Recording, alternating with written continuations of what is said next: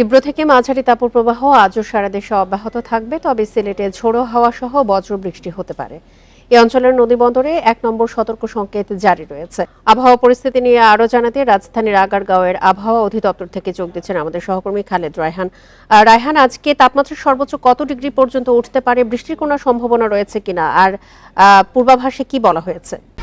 1, 2, 3 ঢাকায় জমি জিতে নিন 100% ক্যাশব্যাক সহ 20 কোটি টাকার পুরস্কার। দেখুন, বৃষ্টিপাতের কথা গত কয়েকদিন আগে থেকে আবহাওয়া অফিস জানিয়েছিল যে আজ, কাল এবং আগামী পরশু এই 3 দিনের মধ্যে ঢাকা সহ সারা দেশে বৃষ্টি হতে পারে, তবে সেটি খুবই সামান্য। সেই বৃষ্টির প্রভাবে তাপপ্রবাহ যেটি চলছে সেটি কমবে না।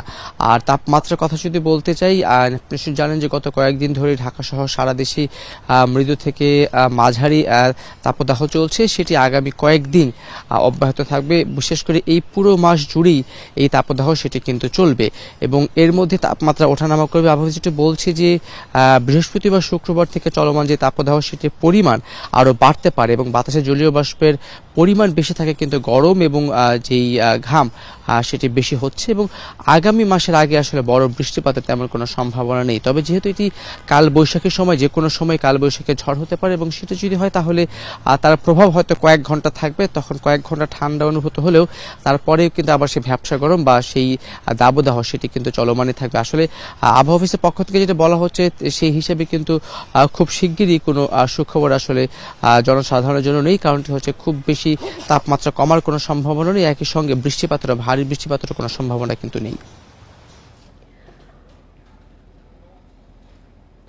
রাজধানীর আগারগাঁওয়ের আবহাওয়া অধিদপ্তর থেকে জানাচ্ছিলেন আমাদের সহকর্মী খালেদ রায়হান।